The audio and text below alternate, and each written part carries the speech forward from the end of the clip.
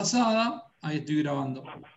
De la clase pasada nos había quedado por ver una partecita, creo que lo habíamos comentado brevemente, pero no importa, refrescamos un poco el concepto que tenía que ver con el reconocimiento como causa autónoma en términos de fuente de una obligación, ¿sí? Recordemos que en nuestro perdón, Angélica Ramírez Martínez, te voy a silenciar porque vos sabés que me aparece ruido de fondo de este audio. Ahí está. Les decía, en el código actual, tanto como pasaba con el código de Vélez, no existe obligación sin causa fuente, ¿sí? Recordemos que causa fuente es el hecho generador del deber, o mejor dicho, de la relación jurídica. Las causas fuentes pueden ser un contrato, que es lo que genera las obligaciones entre las partes, puede ser un accidente de tránsito, ¿sí? Puede ser qué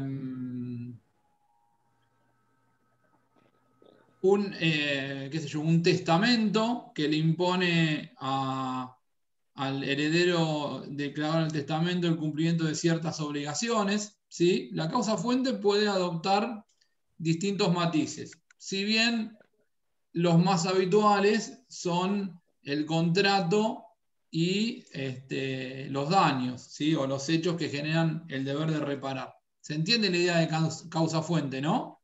Bien.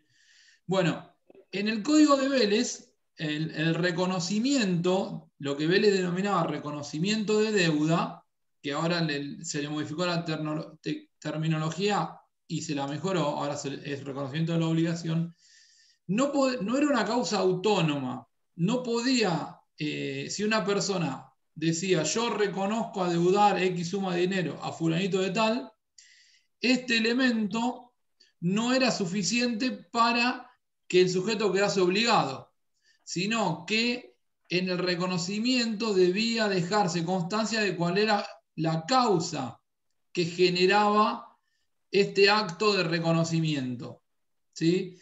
En definitiva, si por ejemplo existía un incumplimiento contractual y una parte adeudaba determinada prestación a otra, yo en el reconocimiento tenía que dejar constancia de este antecedente. No podía, sin mención alguna, el antecedente decir reconozco adeudar a fulanito de tal X suma de dinero, ¿sí? El código nuevo introduce en los artículos 733, 734 y 735 el reconocimiento de obligación como una causa autónoma. Ya en este caso yo no tengo que probar que el reconocimiento tiene un antecedente que amerita esta manifestación, ¿sí? Con lo cual es una herramienta muy interesante que sirve para, ¿cómo les podría decir?, allanar un montón de situaciones que antes, o digamos, incluso facilita muchas veces las negociaciones entre las partes, ¿sí? Creo que la semana pasada alguna compañera comentó que podía ser un supuesto que genere ciertos abusos en su aplicación cuando las partes de la relación no estaban en un pie de igualdad, ¿sí? Podría, yo le creo haberle dicho que podría pasar esto, pero por otro lado, también es cierto que si uno lo pensase en otros instrumentos de los negocios, sucede lo mismo con un cheque, con un pagaré, etc. Cuando alguien va a sacar un préstamo a una entidad bancaria, además del contrato de mutuo, el banco le hace firmar pagarés al cliente como resguardo de una ejecución futura ante el incumplimiento, ¿sí? Por lo tanto, en ese sentido, el reconocimiento de la obligación no cambia nada, porque ya existían otras herramientas que podían jugar en términos de un mejor posicionamiento de una de las partes. Así que en ese sentido el reconocimiento de la obligación no es que agrava nada, sino que viene a ser una herramienta más que se puede utilizar para las relaciones patrimoniales, ¿sí? Y el artículo 733 dice que el reconocimiento consiste en una manifestación de voluntad expresa o tácita por la que el deudor admite estar obligado al cumplimiento de una prestación, ¿sí? A ver, si bien habitualmente pensamos que la obligación es de dar sumas de dinero, el reconocimiento puede consistir también en, digamos, admitir que está pendiente una obligación de hacer o una obligación de no hacer, ¿sí? Es, digamos, dentro del universo de obligaciones posibles, puede reconocerse que se está deudando el cumplimiento de todo tipo de obligaciones, no solo de dar sumas de dinero, ¿sí? Y el artículo 734 es el que se encarga de aclarar que no es necesaria la indicación de la causa fuente, cuando dice el reconocimiento puede referirse a un título o causa anterior, pero también puede consistir en una promesa autónoma de deuda. Por lo tanto, queda claro en el nuevo código que el reconocimiento es una causa autónoma cuando las partes así lo deciden al momento de establecer la relación jurídica. Sin embargo, miren, y un poco siguiendo en línea con esta posición dominante que podría tener una de las partes, el 735 dice que si el acto del reconocimiento agrava la prestación original o la modifica en perjuicio del deudor, esto se refiere a cuando ese reconocimiento tiene como antecedente otra causa fuente. Debe estarse al título originario, si no hay una nueva ilícita causa de deber. Es decir, que yo tengo en el código actual dos tipos de reconocimientos. El reconocimiento como causa autónoma y el reconocimiento como aceptación de una causa fuente anterior y que por este acto yo vengo a ratificar, ¿sí? En este último caso, que es para el que juega el 735, si en este reconocimiento se agravó la prestación original o es modificada en perjuicio del deudor, debe estarse al título originario. Es decir, que el agravamiento de las condiciones de la prestación puestas en el reconocimiento se tienen como no convenidas, ¿sí?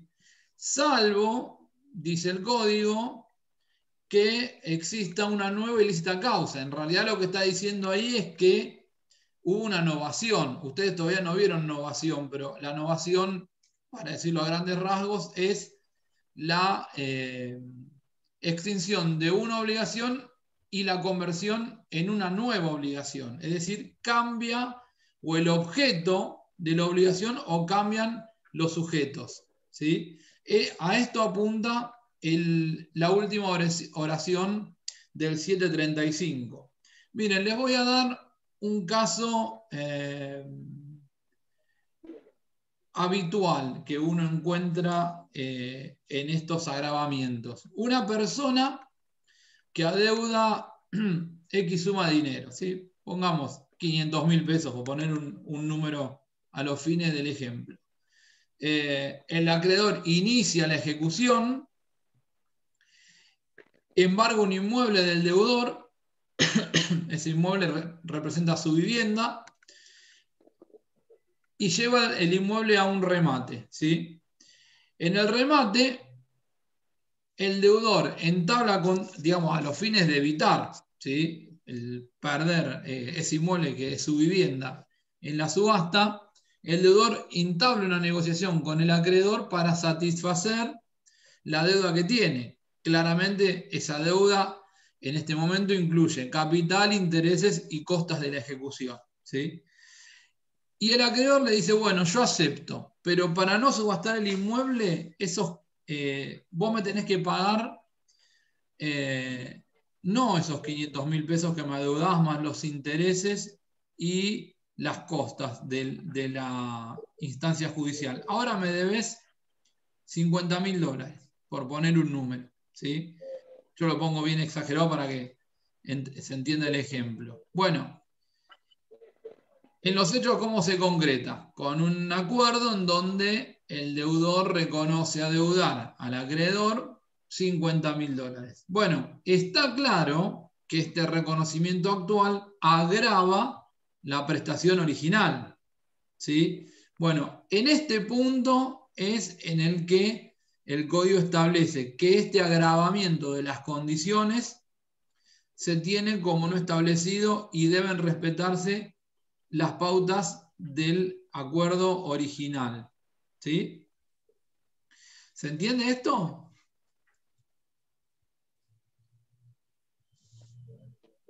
¿Sí?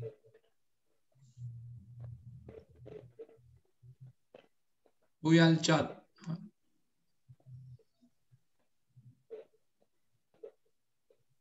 Bien. Bueno, esto es lo que nos quedaba por ver en términos de causa-fuente. ¿Sí? Yo acá, a fin de que después puedan ver la diapositiva, me la estoy compartiendo para que en el video quede grabado y en todo caso cuando vean después necesitan revisar la clase, bueno, ya pueden acceder al video. ¿Sí?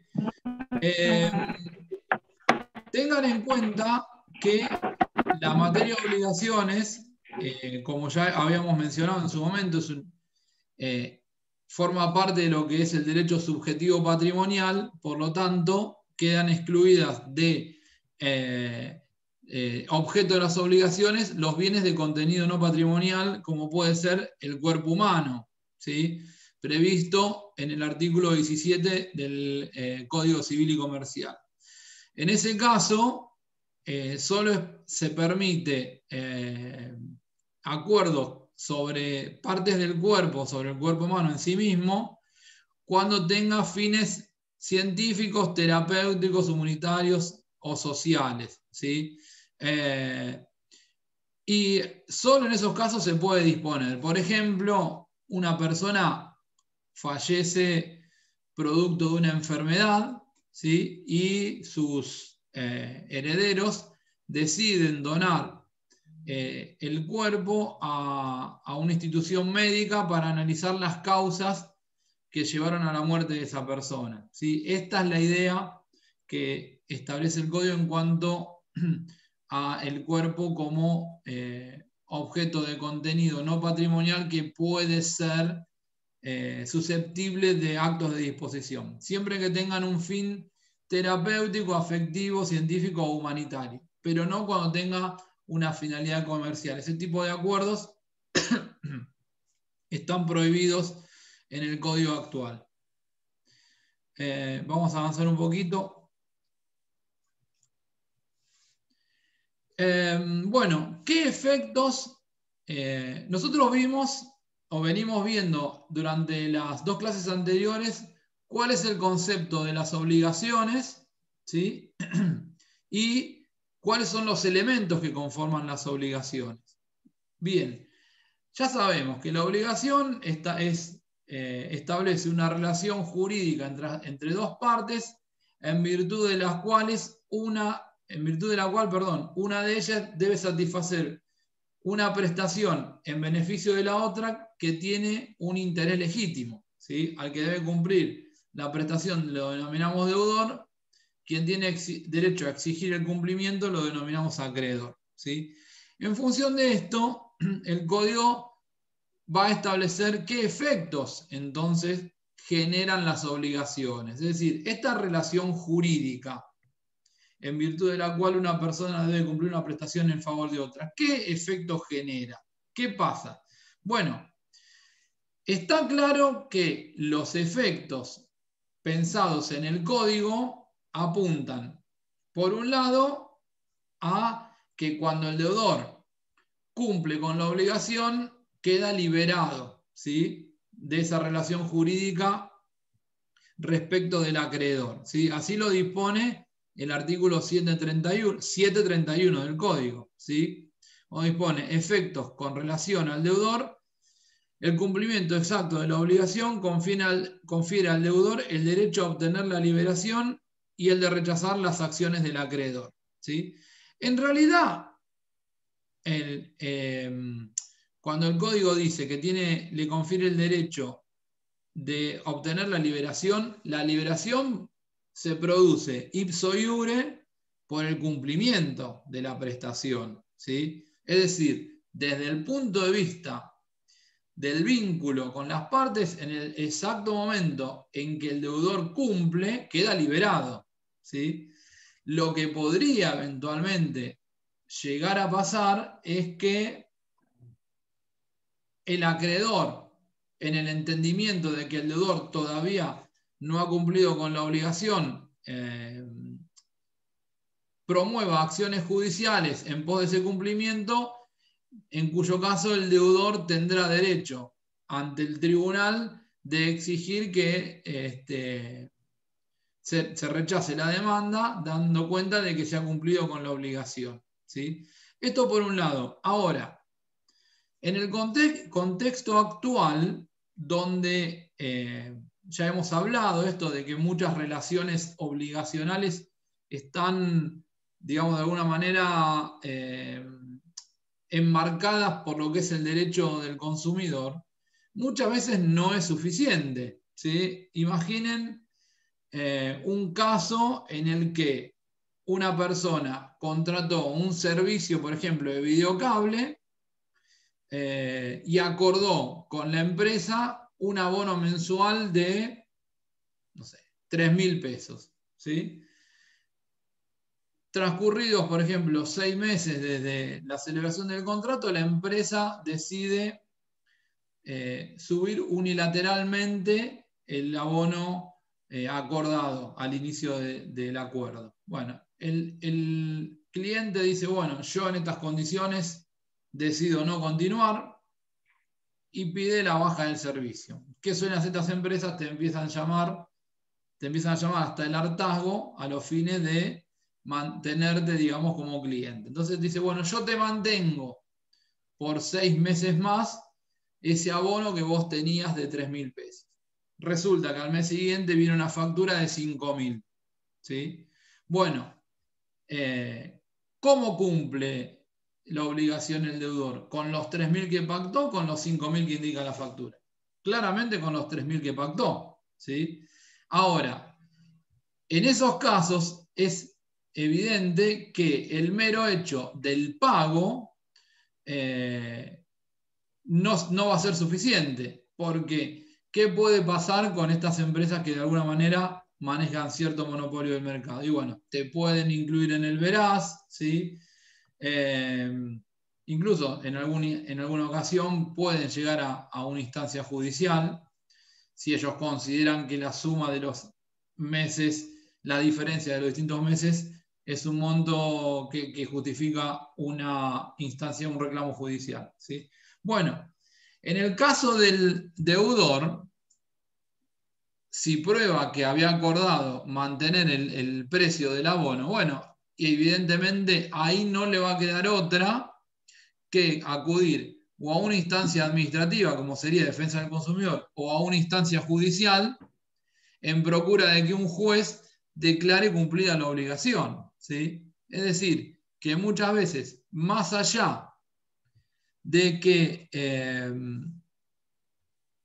desde el punto de vista material el cumplimiento del deudor pone fin a la relación jurídica, resulta inerte, ¿sí? Cuando estamos en una situación donde hay una especie de posición dominante en manos del acreedor, ¿sí? En definitiva, el 731 del Código establece que el cumplimiento de la obligación, en cuanto a sus efectos, libera al deudor y eventualmente le da derecho a entablar como acción, ¿sí? O en la contestación de demanda, de rechazar las acciones entabladas con el acreedor en virtud de haber cumplido con la obligación, ¿sí? Ahora bien, vamos a la otra cara de la moneda. ¿Qué efectos produce la obligación con relación al acreedor? Bueno, el código cita 3 supuestos.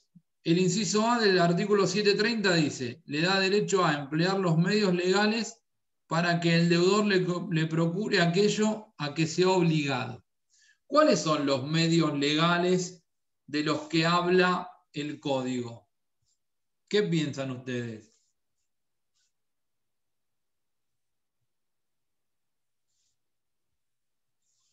Cartas, documentos. Pero la carta documento, yo te intimo, ¿no? Yo soy acreedor y te intimo a vos a que cumpla la obligación y vos no cumplís. Y ahí pasa un estudio de abogados. Bien, vas a un estudio de Se abogado. judicializa. Te judicializa. Bien. El hecho de judicializarse, ¿sí? Ya significa que el acreedor puede ir y, no sé, tomar bienes de tu patrimonio para satisfacer su crédito. No, lo ordena el juez y con No, el no, de no. justicia. No, Tampoco por puedo lo hacer, general siempre hay una etapa previa de acuerdo. supongamos Una que no hay mediación. acuerdo. Vamos a todo o nada. Bueno, tiene que dictar sentencia el juez y con el oficial de justicia y de ejecutar bienes del patrimonio del deudor. Bien, en definitiva, fíjense esto, ninguno me habló, y está muy bien que no lo hayan hecho, de que habilita al acreedor, por ejemplo, a hacer una denuncia penal para que se condene con una pena, sea de multa o de prisión o alguna otra similar, en el fuero penal al deudor por el incumplimiento. ¿Sí? Pero porque la obligación no recae sobre la persona, recae sobre el No, patrimonio. porque más que eso, porque en el criterio actual, y esto ya viene desde el viejo Código de Vélez de 1871, el incumplimiento de una obligación, salvo que constituya un fraude o una simulación, no está tipificado como delito. ¿Sí? Por lo tanto, las únicas vías de cobro que tiene el acreedor son en instancia civil, es decir, como bien mencionabas vos, agrediendo el patrimonio del deudor. Ahora, para llegar a esa instancia, solo lo puede hacer con autorización judicial. ¿Sí? Y este artículo 730 que dice, inciso A, que dice que le da derecho al acreedor a emplear los medios legales para que el deudor le procure aquello a que sea obligado, debemos entenderlo de manera armónica con el 724. Recuerden que el 724 en el último párrafo dice que le da derecho al acreedor a obtener forzadamente el cumplimiento de la prestación. ¿Sí? Por lo tanto, el 730 en inciso A, tal como está redactado, lo que nos dice es, el acreedor puede obtener forzadamente el cumplimiento de la prestación, pero esa instancia solo podemos, a esa instancia solo podemos arribar luego de una sentencia que adquirió fuerza de cosa juzgada. ¿Sí? Y podremos canalizar la agresión en el patrimonio del deudor mediante la intervención del órgano judicial. No lo puede hacer el acreedor por sus propios medios. Eso es lo que debemos interpretar armónicamente del artículo 724 con el artículo 730, inciso A.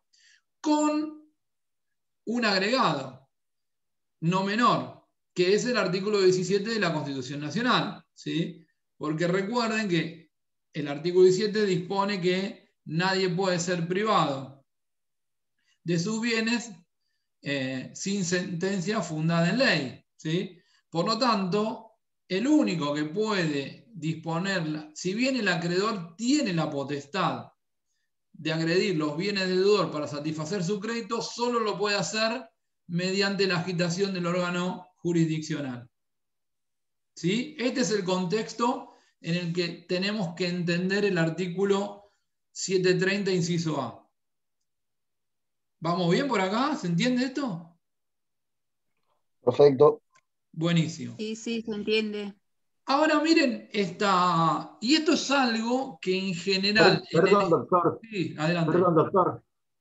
Hay compañeros que están intentando ingresar y no están pudiendo. No sé, tal vez si usted lo tiene que autorizar. No, es libre. Ok. Porque me estaban avisando que no estaban pudiendo ingresar. No, yo no utilizo la opción de admisión previa. Perfecto. Si podés avisarles. Fíjate que si no están ingresando al Zoom que usamos la primera clase, que quedó... Yo ahora le pasé el nuevo, le pasé Claro. el de hoy. ¿Por qué te queda para el resto de la cursada? ¿Sí? Está claro. Igual ahora cuando hacemos el recreo voy a ver si puedo configurar algunas cosas para dejarlo más libre todavía. Pero no, yo no habilité la opción de habilitación previa. Entiendo. Bien, yo les decía que en general en el ejercicio de la profesión la mayoría de los abogados y abogadas acuden a este artículo 730 inciso A, ¿sí? Y muchas veces olvidan que hay otras alternativas, ¿sí? Porque bien, está bien, es cierto, desde el punto de vista del acreedor va a exigir una erogación inicial, pero bueno, a veces yo necesito resolver un asunto que no puede esperar el tiempo que demora un proceso judicial hasta que efectivamente cobre un crédito. Sobre todo cuando estamos hablando de prestaciones no dinerarias, ¿sí? Por eso es que el artículo 730, inciso B, dice que otro de los efectos de las obligaciones es que le da el derecho al acreedor de hacerse, esperen que, ahí está, de hacerse procurar la obligación por otro a costa del deudor, ¿sí? Esto es una herramienta muy útil y que muchas veces no es tenida en cuenta, ¿sí? ¿Cómo funciona esto? Bueno, en suma de dinero está claro. ¿Sí? ¿Alguien habló?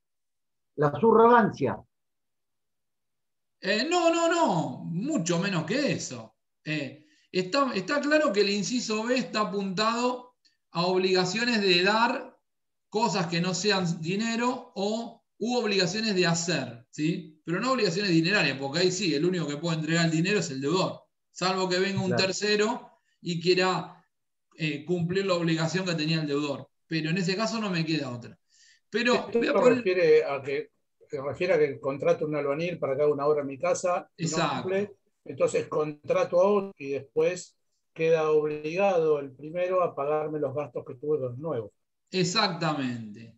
Esa es la directriz que emerge del 730 inciso B, tal como lo planteó el compañero. Yo iba a poner un ejemplo, mirá, de este mismo rubro. Yo iba a decir, imagínense que le encomiendo la realización de un plano de obra a un arquitecto y el arquitecto nunca me los hace, ¿sí? Bueno, puedo encomendar el mismo trabajo a otro arquitecto, ¿sí? Y reclamar las costas de aquel que incumplió el acuerdo que tiene conmigo, ¿sí? Esta, vuelvo a insistir, es una herramienta muy útil en obligaciones no dinerarias, a la que muchas veces no se acude y siempre terminan yendo al resarcimiento de los daños, ¿sí? Cuando a veces no puedo. ¿Por qué? Porque la gente, digamos, la idea del cliente e incluso del abogado es decir, bueno, primero cobro y después con eso mando a hacer el trabajo que había encomendado. Pero ¿cuánto tiempo perdiste hasta que lograste una sentencia? Muchas veces hay trámites que no admiten la demora que puede llevar un proceso judicial, ¿sí? Bien, y el inciso C puede jugar, el inciso C del artículo 730 dice que la obligación da derecho al acreedor a obtener del deudor las indemnizaciones correspondientes, ¿sí? El inciso C puede jugar como un mecanismo autónomo, ¿sí? de prestación o puede jugar como un mecanismo accesorio de otro. ¿Qué quiere decir con esto? Que, por ejemplo, yo puedo, como lo dispone el inciso A, emplear los medios legales para que el acreedor le procure aquello a lo que se comprometió con el acreedor, más el resarcimiento de los daños y perjuicios, inciso C. ¿Sí? O yo puedo hacerme procurar por otro el cumplimiento de una prestación a costa del deudor más el resarcimiento de los daños y perjuicios. ¿Se entiende? O directamente puedo optar por no considerar ni el inciso A ni el inciso B y reclamar el resarcimiento, un resarcimiento, digamos, global, ¿sí? Que sea, para ponerle un término, autosuficiente.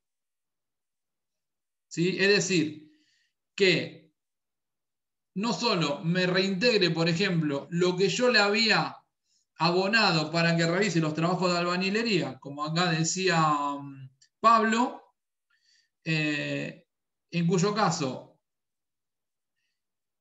ahí debería pagarme solo el supongamos, no, estoy pensando en un ejemplo para que se entienda. La obra debía comenzar el 1 de junio de 2020. ¿Sí? Bueno, se le pagó un anticipo, resulta que el albañil nunca vino. Terminó comenzando la obra 4 meses después, con otro albañil. Esa demora en el comienzo de la obra a mí me ocasionó perjuicio. Supongamos que era un comercio que iba a funcionar como cafetería. Bueno, 4 meses que el comercio no pudo abrir porque hubo un incumplimiento del albañil con el que yo había contratado. ¿Sí? Vamos a poner, porque albañil suena a relación de trabajo, vamos a poner maestro mayor de obra. ¿Sí? Bueno, esos 4 meses que a mí me demoró la realización de la obra, yo puedo reclamarle los daños, ¿sí? Por el lucro cesante, ¿sí? que tuve de la imposibilidad de comenzar a... Una pregunta, profe. Sí, decime.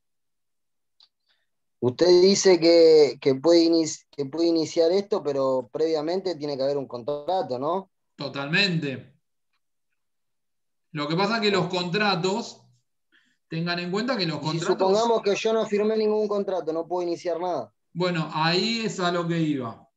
Tengan en cuenta que los contratos, salvo los casos en los que la ley exige expresamente una forma escrita, como por ejemplo las locaciones, que digamos de acuerdo ya venían con la vieja ley 23.091, pero que en el nuevo Código Civil y Comercial se reafirma esta idea.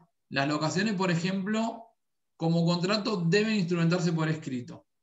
Pero salvo los casos en los que expresamente el código exige una forma determinada, en el resto el contrato puede ser verbal. ¿Sí? Lo que interesa es el acuerdo de voluntades. Mientras se pueda probar la existencia del acuerdo, ¿sí? Es válido, por más que no se haya instrumentado por escrito. Recuerden, esto lo hemos hablado cuando nos referimos a la causa fuente de las obligaciones, que dijimos que la causa fuente de las obligaciones no se presume. ¿Se acuerdan de esta idea que habíamos citado en la clase pasada? Cuando es tácito. La causa fuente de las obligaciones no se presume. ¿Sí? Es decir, que quien invoca la existencia de la obligación debe probar la causa. Debe probar el contrato, debe probar los daños o la ocurrencia de los daños, etc. Ahora bien, una vez probada la obligación, se presume que es legítima.